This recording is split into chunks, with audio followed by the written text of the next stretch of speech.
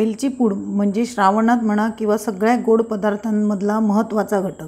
आता आपण काय करतो, वेलची पूड करताना पॅकेट आणतो, साखर मिक्स करतो आणि वेलची पूड बनवतो. तर ती पूर्णपणे चुकीची पद्धत आहे. साखर घातल्यामुळे काय होतं की वेलचीला एक प्रकारचा ओलावा निर्माण होतो साखरेमुळे, मॉइश्चरमुळे, आणि त्याला एक असं खराब वास येतो बघा. आपण 8 दिवसाच्या आतच आपली वेलची पूड खराब होते. तर वेलची पूड आपण महिनाभर टिकणारी वेलची पूड आणि तेही त्याचा सुगंध कायम ठेवणारी बनवणार आहोत. ती कशा प्रकारे ते मी दाखवते. आता हे पॅकेट आहे ते पहिलं मी फोडून एका बाउलमध्ये काढून घेते.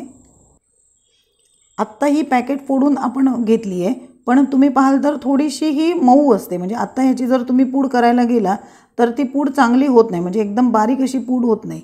तर आपण ही पहिल्यांदा पॅनमध्ये अगदी थोडीशी हलकी गरम करून घेणार आहोत. आता पावसाचा सीझन आहे, उन्हाळा असला तर तुम्ही उन्हाळ्यात म्हणजे उन्हात थोडीशी ठेवून ती गरम करून घेतली तरी चालेल, पण आता पावसाळा असल्यामुळे आपण ही पॅनमध्ये थोडीशी एकदम हलकी गरम करून घेऊया. ही आपल्याला सोलायची नाही आहे, अशाच प्रकारे आपण ही गरम करणार आहोत, कारण ह्याच्या सालीला पण खूप टेस्ट असते. सोलून केली ना तर ती टेस्ट निघून जाते, म्हणून अशीच आपण ही गरम करूया हवी. आता हा पॅन मी हलका एकदम गरम करून घेतला आहे. कडकडीत करायचा नाही आहे, हलका गरम करून घ्यायचा आहे. त्यात आता मी ही वेलची घालते. आता वेलची तुम्हाला हवी असेल तेवढी तुम्ही वेलची घ्या. मी हे एक छोटं पॅकेट वेलची घेतली आहे आणि ही आपल्याला एकदम स्लो गॅसवर परतून घ्यायची आहे. म्हणजे याचं साल आहे ना ते थोडंसं छान एकदम कडक होतं. फक्त त्या साल आपल्याला जळू द्यायची नाही आहे ती. अशा प्रकारे ही आपल्याला गरम करायची आहे.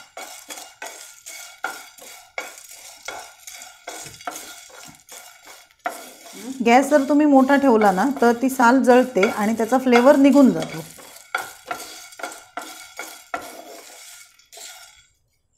हाताला अशी पकडली ना की छान ती अशी गरम लागायला पाहिजे. अजून थोडीशी ती भाजायला पाहिजे.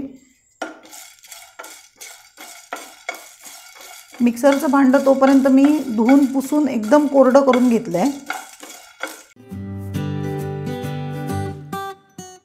आता मी गॅस इथे बंद करते. ही आता गरम झाली आहे आणि यातच मध्ये मध्ये हलवत ही थंड करून घेते. आता ही वेलची आपली छान कडक झाली आहे. त्याची पावडर पण आता छान होईल आणि थंड पण झाली आहे. ही आता मिक्सरच्या भांड्यात डायरेक्ट घालणार आहे मी.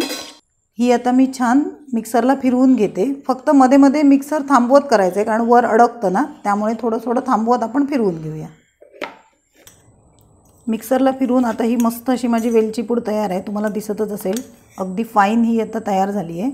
हे पहा, तुम्हाला हवं असेल तर तुम्ही ही चाळून पण घेऊ शकता, पण मी ही चाळत नाही. मी अशाच प्रकारे ही वापरते, कारण त्याच्या सालात जो स्मेल आहे ना तो निघून जातो नाहीतर. आणि जर तुम्ही चाळून घेतलीच तर जो थोडा थोडा एकदम भुगा राहतो ना सालीचा, तो तुम्ही चहा मसाल्यात वापरू शकता.